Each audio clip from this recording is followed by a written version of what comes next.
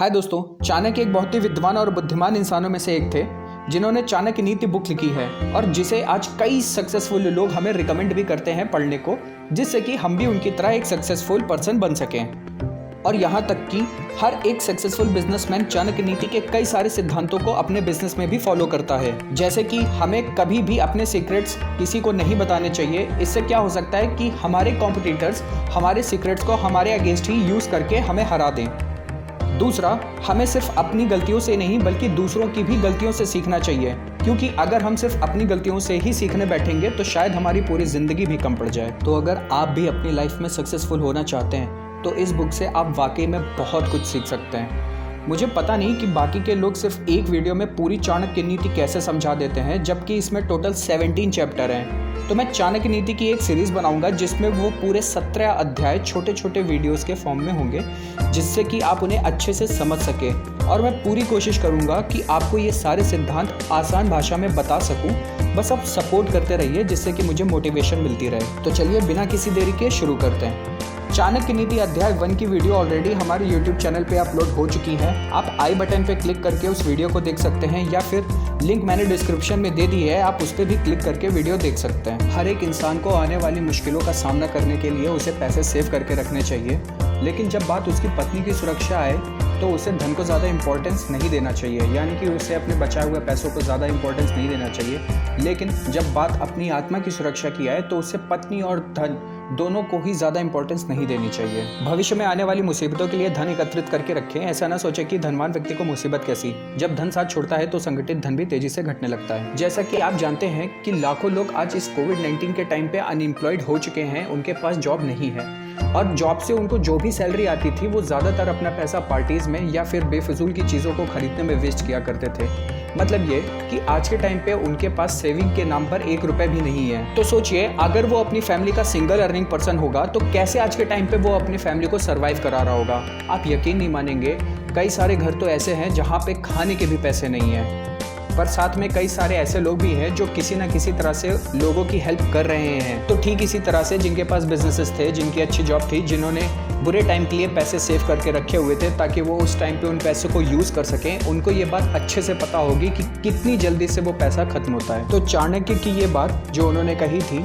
कि भविष्य में आने वाली मुसीबतों के लिए धन एकत्रित करें, जिसे आज के टाइम पे अगर आप किसी फाइनेंशियल एडवाइज़र के पास भी जाएंगे तो वो भी आपको यही एडवाइस करेगा कि आप अपनी सैलरी का एटलीस्ट 6 टाइम्स अपने बैंक अकाउंट में उन पैसों को रखें, जिससे कि हम अनएक्सपेक्टेड सिचुएशन का सामना कर सकें। पर इस बात का ज़रूर ध्यान रखें कि वो पैसा आपका कहीं पे इन्वेस्ट नहीं हुआ होना चाहिए, जैसे कि स्टॉक या फिर रियल इस्टेट।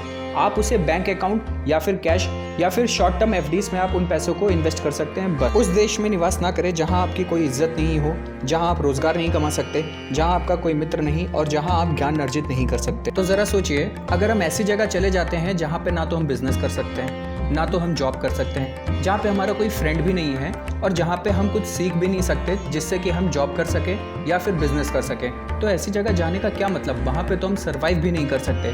तो आचार्य चाणक्य ने इसी श्लोक में बस यही बताया है। ऐसे जगह एक दिन भी निवास ना करें जहाँ निम्नलिखित ये 5 चीजें ना हो: एक धनवान व्यक्ति, एक ब्राह्मण जो वैदिक शास्त्रों में निपुण हो, एक राजा, एक नदी और एक चिकित्सक। एक धनवान व्यक्ति मतलब जहाँ पे एम्प्लॉयमेंट जनरेट हो सके, जहाँ पे आपको जॉब मिल सके। एक ब्राह्मण मतलब कि जिससे आप नॉलेज हासिल कर सकें, जिससे कि आप कुछ सीख सके।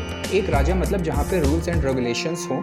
एक नदी मतलब जहाँ पे आपको पानी मिलता रहे, आप सर्वाइव करते रहें। और एक डॉक्टर जो कि बीमार होने पे आपका वो ट्रीटमेंट कर सके। तो अगला है कि एक समझदार व्यक्ति को ऐसे देश में कभी भी नहीं जाना चाहिए जहाँ पे रोजगार कमाने का कोई भी जरिया ना हो, जहाँ लोगों को किसी भी बात का डर ना हो, जहाँ लोगों को किसी भी बात की शर्म ना हो और जहाँ पे लोग समझदार ना हो, बुद्धिमान ना हो और जहाँ पे लोगों का इरादा दान या धर्म करने का ना हो। अगला है, नौकर की परीक्षा तब करे जब वह कर्तव्य का पालन ना कर रहा हो। रिश्तेदार की परीक्षा तब करे जब आप मुसीबत में घिरे हों। मित्र की परीक्षा विपरीत परिस्थितियों में करें और जब आपका एक अच्छा वक्त ना चल रहा हो तब पत्नी की परीक्षा करें। तो मतलब आप एम्प्लॉय की परीक्षा तब कर सकते हैं जब वो अपना काम सही ढंग से ना कर रहा हो, यानी आप उससे ऐसा पूछ सकते हैं कि क्या तुमने अपना काम कंप्लीट कर लिया।